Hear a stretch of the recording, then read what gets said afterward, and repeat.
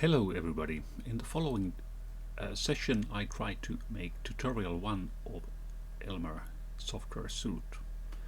So this is a GUI tutorial and I follow the ElmerGUI tutorials.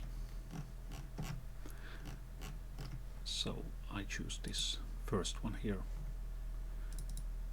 and here I open ElmerGUI. The GUI has changed a little bit over the years and it's now better, but also looks a little bit different, so don't let it confuse you. I follow the instructions here where you basically have something written on verbatim. So first I open a sample file. I think I have it here, samples. It's in brep format. Pump coder. No, sorry, not here. It was in step format. So here, this one. And when I do this, Elmer starts to generate the mesh. I think here there were some preferences: restrict mesh size on surfaces by STL density.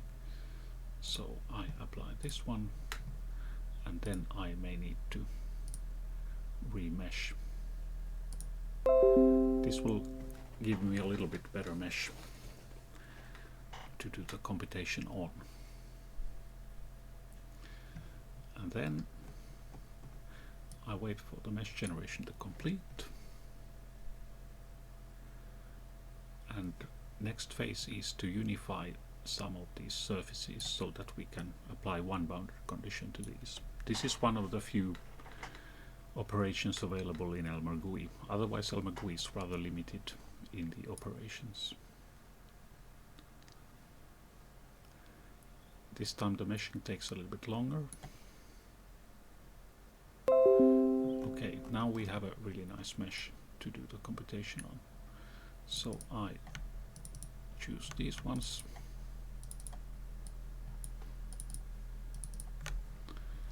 and then mesh and unify surface, and now I should be able to apply these just with once. Okay, then we continue. Basic workflow goes from left to right, from top to bottom. So here, essentially in the model menu, I define what will later be the solver input file or the CIF file as we refer to it. So let's see, setup. We reduce the number of steady state max iterations to 1. Yes, it's there. So we actually don't need to make any changes here. We are already doing steady state. Here is the picture of the phase that we already did. So I'm happy with these. The next phase is applying some equation. So I add the heat equation and I activate it on body 1 like this. I can always give a nice name to it, like heat equation.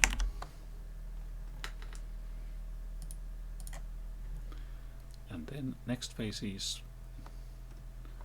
applying material. So we choose aluminium, add material from there. Okay. And we apply it to body. So you must always apply the properties to bodies, otherwise they are not affecting the simulation. And then we create a heat source, so that will be of body force, and we know that heat source 0.01 gives nice looking results. We can also give it a name, like heating. this. Did I apply to? Yes, I did apply. And then we have some boundary conditions at room temperature. So boundary condition add heat equation 293, and I don't know to which of these numerous boundaries to apply it, so I just give it a name,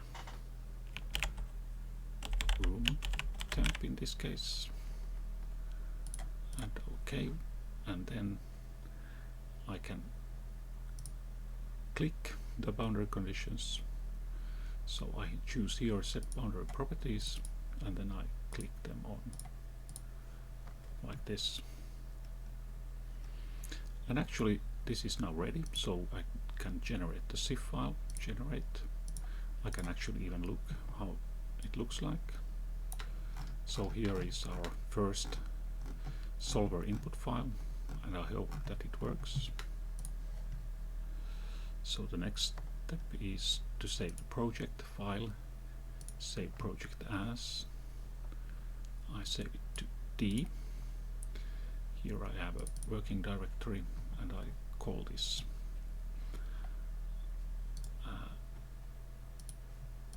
folder tutorial 1, like this, and then let's hope for the best and start the solver.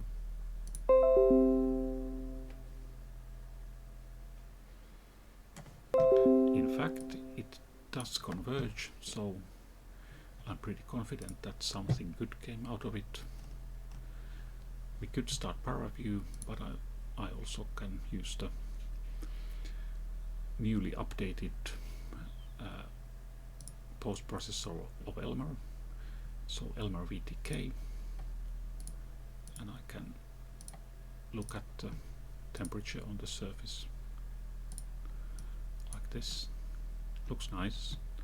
I can also define isosurfaces for the temperature, 10 contours.